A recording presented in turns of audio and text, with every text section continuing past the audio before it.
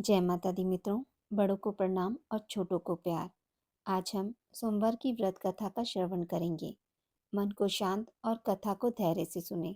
कथा को पूर्ण सुनने से उसका पूरा फल मिलता है। चलिए शुरू करते हैं। एक समय की बात है। अमरपुर नगर में एक धनवान व्यवसायी रहता था। उसका व्यापार बहुत दूर दूर तक फैला हुआ था। यहाँ के सभी नगरवासी उसका बहुत आदर करते थे। उस व्यापारी के पास किसी भी चीज की कमी नहीं थी, लेकिन फिर भी वह अपने जीवन में सुखी नहीं था। दरअसल उस व्यापारी का एक भी बेटा नहीं था, जिस कारण हर समय उसे चिंता सताती थी कि उसके मरने के बाद उसकी संपत्ति की देखभाल कौन करेगा। वह व्यापारी बेटे की चाहत में हर सोमवार को बाबा भोलेनाथ की पूजा करता और शाम ढलते ही वह मंदिर में जाकर शंकर भगवान के सामने दीप जलाता था। एक दिन माँ पार्वती उसकी श्रद्धा भक्ति से खुश हो गई। उन्होंने बाबा भोलेनाथ से उस व्यापारी की इच्छा पूरी करने के लिए प्रार्थना की। इस पर भगवान शिव ने कहा, इस दुनिया में हर किसी को उसके कार्य के आधार पर फल मिलता है। भगवान शंकर के समझाने पर भी पार्वती जी नहीं मानी। वह लगातार भगवान भोलेनाथ से यही कहती रही कि वह आपका सबसे बड़ा भक्त है, उस व्यापारी की इच्छा पूरी कर दीजिए। अंत में शिवजी ने मां पार्वती के अनुरोध पर उस व्यापारी को बेटे का वरदान दे दिया। आशीर्वाद देने के बाद भगवान शंकर ने पार्वती माता से कहा, मैंने आपके अनुरोध पर उस व्यापारी को बेटे की प्राप्ति का आशीर्वाद तो दे दिया, लेकिन उसका बेटा केवल 16 साल की उम्र तक ही जीवित रहेगा। यही बात भगवान शिव ने उस व्यापारी के सपने में जाकर बताई। वरदान पाकर व्यापारी प्रसन्न था, लेकिन बेटे की उम्र 16 साल की होगी सोचकर फिर से दुखी हो गया। वह पहले की तरह फिर से हर सोमवार को भगवान शंकर की पूजा करने लगा। कुछ समय बीतने के बाद उसके घर में एक बच्चे ने जन्म लिया, जो बहुत सुंदर था। उसका नाम अमर रखा गया। बेटे के जन्म के साथ ही व्यापारी के घर में खुशियां छा गईं। बेटे के जन्म की खुशी में एक समारोह का भी आयोजन किया गया। इस जश्न के माहौल में व्यापारी अभी भी दुखी था। हर समय उसे यही डर लगा रहता था कि उसका बेटा अधिक दिनों तक जीवित न रह सकेगा। धीरे धीरे समय बीतता गया और उसका बेटा अमर 12 वर्ष का हो गया। एक दिन उस व्यापारी ने अपने बेटे को अपनी पत्नी के भाई दीपचंद के साथ पढ़ाई के लिए बनारस भेज दिया। वाराणसी जाते समय रास्ते में जहाँ भी अमर और उसका मामा दीपचंद आराम करने के लिए रुकते, वहाँ वो यज्ञ और ब्राह्मणों के लिए भोजन की व्यवस्था करते जाते थे। कुछ दूर जाने के बाद अमर और दीपचंद एक नगरी पहुंचे। यहाँ नगर के महाराज की बेटी चंद्रिका की शादी थी, जिसके लिए पूरे नगर को दुल्हन की तरह सजाया गया था। ठीक उसी समय बारात भी आ गई। इस समय लड़के का पिता परेशान था, क्योंकि उसके बेटे की एक आंख खराब थी। उन्हें डर था कि अगर लड़की वालों को यह बात पता चल जाएगी तो वह शादी तोड़ देंगे। तभी लड़के के पिता की नज़र अमर और दीपचंद पर पड़ी।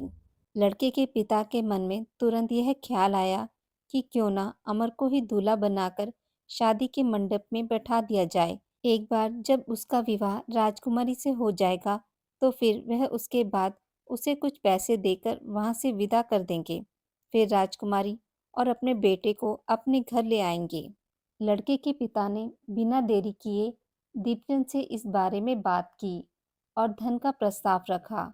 दीपचंद ने पैसों के लालच में तुरंत हाँ बोल दिया और अमर को दूल्हा बनाकर मंडप में बैठा दिया। यहाँ राजा ने राजकुमारी का कन्यादान कर विवाह संपन्न कराया और बहुत सारी संपत्ति के साथ अपनी बेटी को विदा किया। शादी के बाद जब अमर वहां से लौट रहा था तो उसे लगा झूठ बोलना सही नहीं है और उसने राजकुमारी चंद्रिका के दुपट्टे पर सारी सच्चाई लिख दी। अमर ने लिखा, प्रिय राजकुमारी चंद्रिका, तुम्हारे साथ छल हुआ है। तुम्हारा विवाह मेरे साथ कराया गया। मैं एक व्यापारी का पुत्र हूँ और फिलहाल पढ़ाई के लिए वाराणसी जा रहा हूँ। तुम्हारी शादी जिससे तय हुई थी उसकी एक आंख खराब है। राजकुमारी चंद्रिका ने यह सच्चाई जानने के बाद उस लड़के के साथ जाने से इनकार कर दिया और अपने पिता के साथ ही रहने लगी। उधर अमर वाराणसी के गुरुकुल में पहुंचकर पढ़ाई करने लगा। धीरे धीरे समय बीतता गया और अमर 16 साल का हो गया। इस दौरान उसने एक महायज्ञ का आयोजन किया। यज्ञ समाप्त होने के बाद अमर ने सभी ब्राह्मणों को खाना खिलाया और उन्हें कपड़े दिए। सारे काम खत्म करने के बाद अमर रात को अपने कमरे में सोने चला गया। भगवान शंकर के वरदान के मुताबिक उसी रात अमर के प्राण चले गए। अगली सुबह जब दीपचंद उसके कमरे में पहुंचा तो उसने देखा कि अमर जीवित नहीं है। वह जोर जोर से रोने लगा।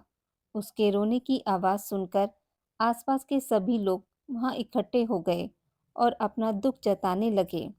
दीपचंद के रोने की आवाज भगवान शिव और माता पार्वती के कानों तक भी पहुंची। यह सुन माता पार्वती ने कहा, हे स्वामी, मैं दीपचंद के रोने की इस आवाज को बर्दाश्त नहीं कर पा रही हूँ। कृपा करके इसके दुख को दूर करें। पार्वती जी की बात सुनकर बाबा भोलेनाथ अमर के पास पहुंचे। यहाँ उन्होंने देखा, यह तो वही बालक है जिसे केवल 16 साल की उम्र तक जीवित रहने का आशीर्वाद मिला था। इसके बाद भगवान शिव सीधे माता पार्वती के पास पहुंचे और कहा, हे गौरी, मरने वाला बालक उसी व्यापारी का पुत्र है। इसने अपनी उम्र पूरी कर ली है। यह सुनकर माता पार्वती ने भगवान शिव से एक बार फिर से आग्रह किया। उन्होंने कहा, स्वामी, आप कृपा करके इस बालक को दोबारा जीवित कर दें। इसे मृत देख इसके माता पिता भी अपने प्राण त्याग देंगे। माता पार्वती ने बाबा भोलेनाथ को याद दिलाया कि अमर के पिता उनके सबसे बड़े भक्त हैं। कई सालों से वह हर सोमवार को उनकी पूजा करते आ रहे हैं। माँ गौरी के अनुरोध पर भगवान शंकर ने अमर को जीवित होने का आशीर्वाद दिया और अमर दोबारा जीवित हो गया। कुछ समय बाद जब अमर की पढ़ाई पूरी हो गई तो वह अपने मामा दीपचंद के साथ वापस अपने गांव चला गया।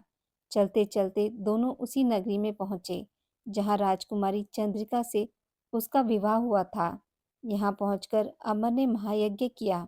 तभी पास से गुजर रहे उस नगर के महाराज ने महायज्ञ होते देखा। महाराज ने एक ही पल में अमर को पहचान लिया और महायज्ञ के समाप्त होते ही वो अमर और दीपचंद को अपने साथ ले गए।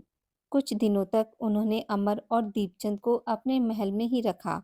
उसके बाद महाराज ने बहुत सी संपत्ति और कपड़े देकर राजकुमारी को अमर के साथ भेज दिया। महाराज ने रास्ते में उनकी रक्षा के लिए कुछ सैनिक भी भेज दिए। दीपचंद भी महल से अपने नगर को पहुंचा और दूत के हाथों अमर के आने की सूचना व्यापारी तक पहुंचाई। व्यापारी को जैसे ही पता चला कि उसका बेटा 16 साल की उम्र के बाद भी जीवित है तो वह बहुत खुश हुआ। दरअसल व्यापारी और उसकी पत्नी ने खुद को एक कमरे में बंद कर रखा था। वह कुछ भी खाए पिए बिना अपने बेटे का इंतजार कर रहे थे।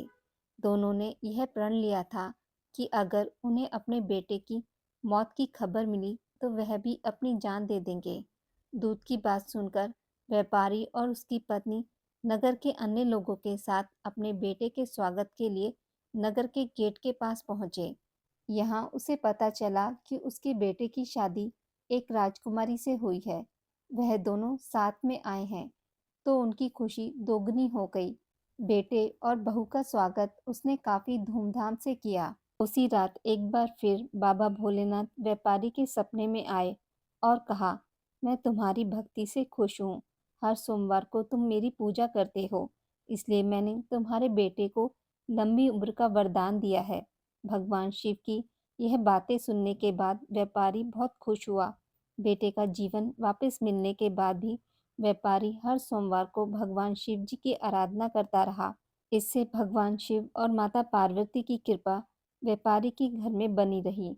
हे भगवान शिव और माता पार्वती, जैसी कृपा आपने व्यापारी पर करी वैसी सब पर करना। कहानी कहने वाले, सुनने वाले और हुंकारा भरने वालों पर भी करना। बोलिए शंकर भगवान और माता पार्वती की जय। आज की इस वीडियो में बस इतना ही। मित्रों, अगर आपको यह कथा अच्छी लगी हो तो मेरे वीडियो को लाइक और शेयर ज़रूर करें और पूजा पाठ से जुड़ी जानकारी के लिए मेरे चैनल को सब्सक्राइब करना ना भूलें। धन्यवाद।